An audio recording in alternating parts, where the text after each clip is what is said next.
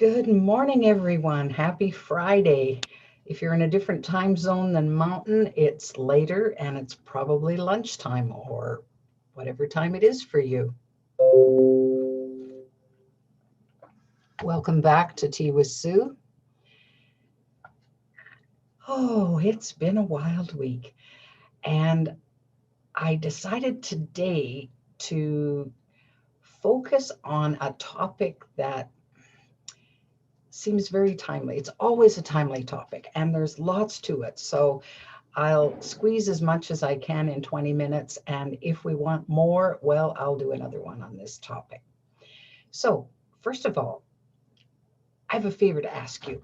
So I discovered this over this past week that I actually have some listeners, people that I know that are listening in. So thank you, Mitzi and Ramon and Cheryl, Bev, all of those who are tuning in to say hello and listen to what I have to say each week. So my favor is, if you like Tea with Sue, please like the video on YouTube on either the Global Strong channel or my channel, Sue Paulson, and leave a comment. If you have something that you want to share, that would be great. And I always respond to every comment that I get. And of course, you can always subscribe too, which I think I'm at 17 subscribers or something, and I want to raise that. So if you can do me a huge favor and help me out that way, I'm always interested in kind of expanding my audience. So it's nice to know that you're out there and following me if you find this useful. Share with your friends too. I'd really appreciate that. All right, let's get to today's topic then. Fear. Fear is today's topic. Well,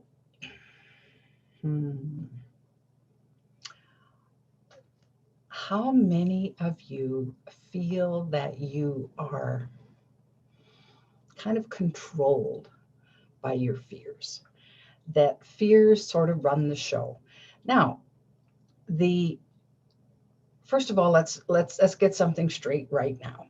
Fear is a natural, normal part of us that is essential for our survival. So if you meet a bear on the trail, you are hardwired to do everything in your power to survive. So that's when fear, if we look at the acronym, forget everything and run, right? That's what we feel compelled to do. Now, whether or not that's a good strategy if you face a bear on the trail, I'm not too sure. I have only seen bears from a distance, and I kind of like it that way. So it's not so much seeing a bear on the trail that bothers me as having one that close to me and not knowing what's going to happen next. So maybe I have more of a fear of being eaten by a bear. I don't know. Well, bears are vegetarians, so I guess that's not really possible. So anyway, we need that survival strategy to keep us safe, even in this day and age. Then you're standing on the street corner and you're about to step off and you hear a horn blaring and you jump back. Well, you could have got run over if the fear didn't send the signals to the body to stop you cold or make you get out of the way. So that's an important facet to our well-being. The trouble is today that most of our fears are unfounded. So you might have heard that old acronym or seen it, false evidence appearing real. So that's another acronym for fear. Well, most of our fears aren't true. They're unfounded. Somehow we've made up a story about whatever it is that's in front of us. So let's take public speaking, for example. Public speaking, when I Googled it earlier today, is 12th on the list of the top 12 things that people are afraid of. Well, why are they afraid of public speaking? Well, for lots of people, that risk of exposure, that sense of, well, I'm going to look foolish, or I'm going to sound foolish, or I'll be embarrassed in some way, or maybe somebody will make a nasty comment based on what I just said. So they avoid, lots of people avoid public speaking. I used to teach public speaking to accounting students, if you can imagine. That was the last place they wanted to be, was at the front of the room. And the fear was, you could just feel it throughout the room. Well, my only way to coerce them into doing it was saying, well, you won't pass this course if you don't get up and do a talk. Well, they didn't want to lose their 5 credits, and so they did. But when I realized how high the level of fear was, then it was important to tackle that head on, to face whatever was in front of them. So we made a list of, well, what are you most afraid of at the front of the room? Well, I'm afraid I'll drop my notes. I'm afraid I'll forget what I was going to say. I'm afraid I'll freeze up or cry.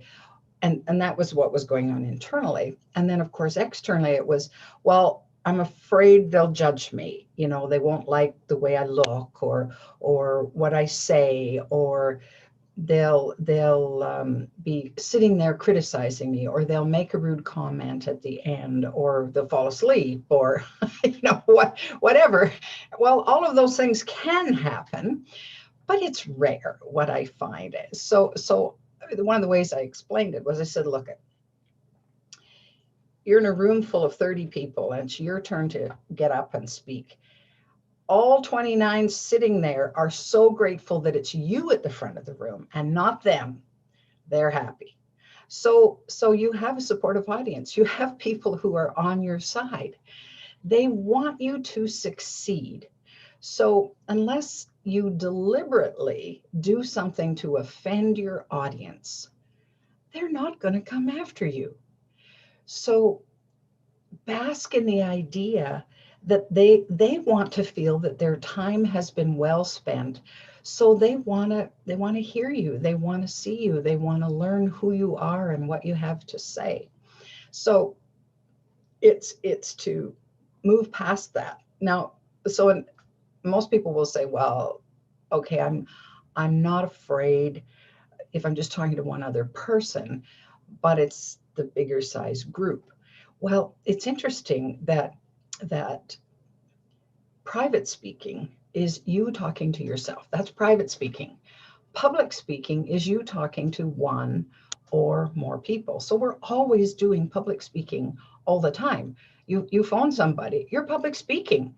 So move past that notion of, well, I'm standing at the front of the room and there's a big podium in front of me and there's a whole bunch of people there, and I have to have a prepared speech and it has to be letter perfect and I can't make a mistake, and on and on. Well, that's a false impression of typically what goes on. We look at that as the kind of the quintessential, that's what being a speaker is all about. And that's exactly not true. And especially anymore, people want the authentic you at the front of the room or at the front of the camera.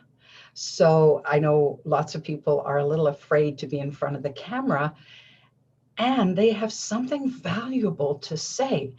Let's face it, you are unique on the planet. What you know, what you've experienced, and what you have to say is important. The rest of us need to know that.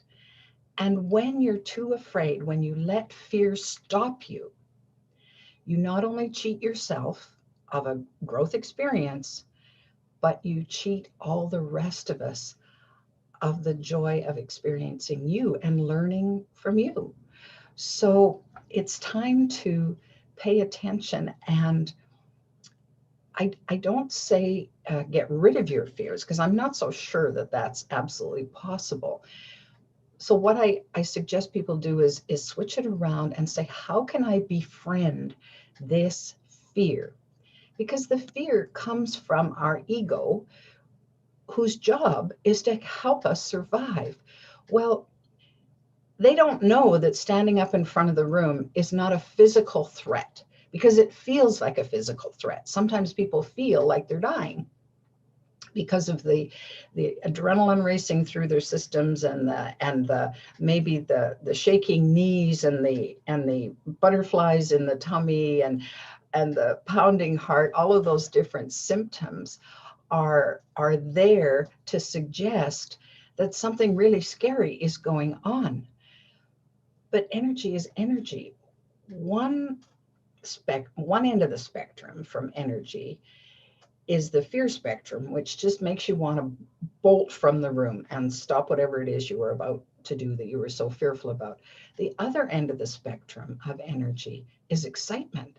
So, what if what you were feeling in your body, you could begin to believe was excitement? Oh, I'm really keen to share what it is I have to share today. I want to be out there. I want to engage. And this is going to be so cool. People that are about to board roller coasters, I'm not a roller coaster fan, I confess. The thrills and chills of that ride creates a huge anticipation in them. So it's probably a little bit of fear mixed with a whole lot of excitement. And they do it. And then I think my son is a real fan of roller coasters. So all he wants to do once he gets off is do it again. And so there's something particularly engaging about that. Well, we can look at anything in life that we think we fear and say, how could I find a level of excitement in that? Or if that's a little too far a stretch, then how can I find a level of comfort? What can I do to soothe?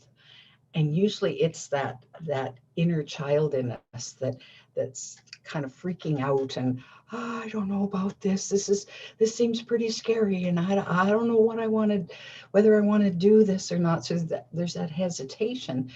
But of course, as adults, we can bring that inner child right onto our laps and say, you know what? It's okay. We're going to do this bit by bit. First, we're going to, so if you break it down into the smallest particles of activity, and then one by one, okay, I did that part. Okay, I did that part. Okay, I did that part. And pretty soon, you're where you want to be. And this is something that is common in psychology practice when people have fears, is to approach the fear from first of all, a more of an understanding standpoint. So you take out your fear and you examine, so why am I so fearful about that? And sometimes you can track back and find an incident. So for example, in my teens, we had dogs on the farm, and I love dogs. I absolutely love dogs. And then one day, an old dog that was staying at our place that belonged to my uncle was in a nasty mood, and I got attacked by this dog, and I was bitten and bruised, and so for months and years, a barking dog would just send this huge fear into my heart, and I'd panic. I'd freeze because I didn't know what was coming next. Well, it took me some time, but eventually I realized that was one incident, and perhaps I had approached the situation incorrectly. And if I change my behavior around dogs, then it could be better.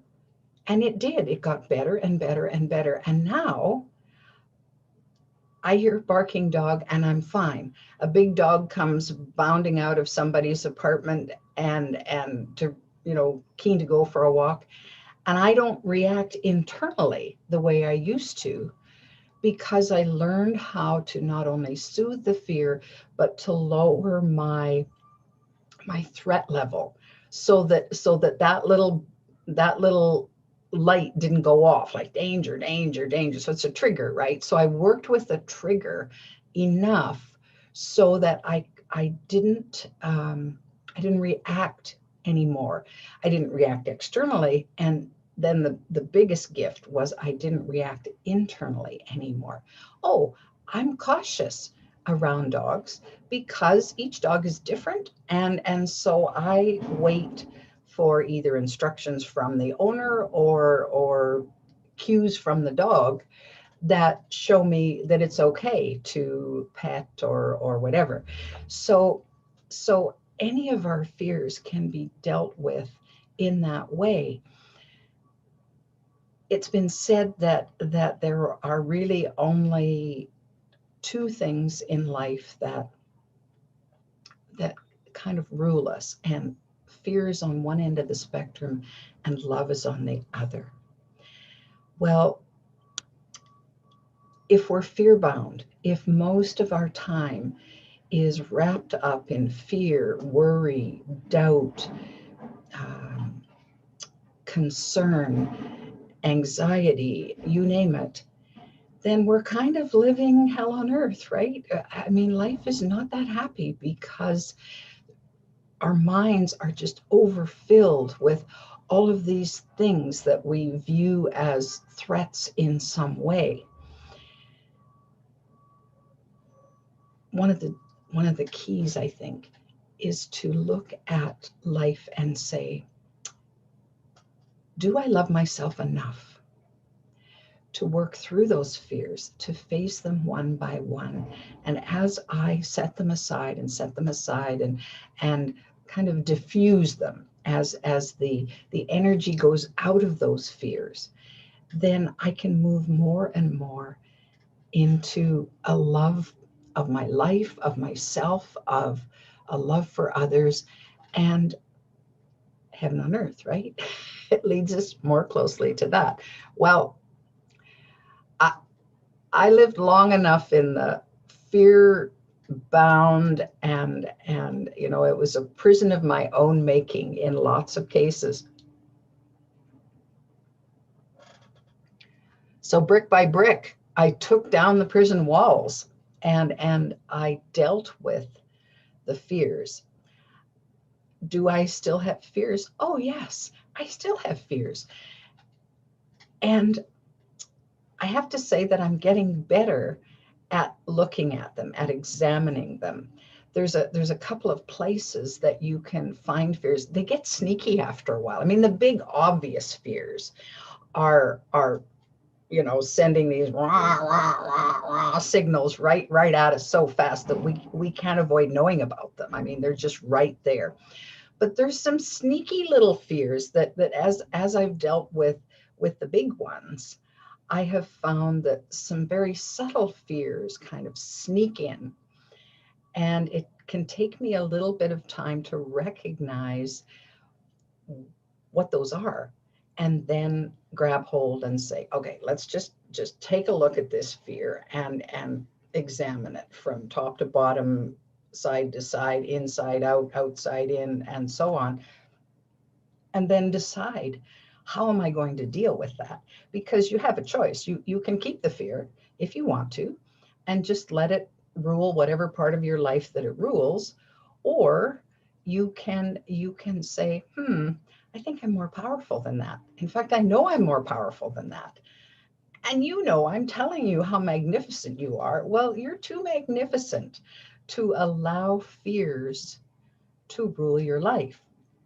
So if you want to be the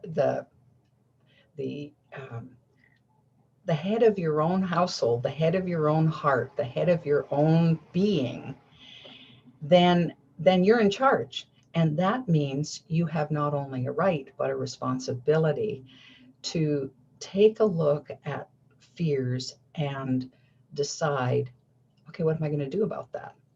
So one of the little subtle things that I find for me with fear is I'll get into resistance. So somebody gives me a good idea or offers me an opportunity to do something that maybe is a great path on my journey.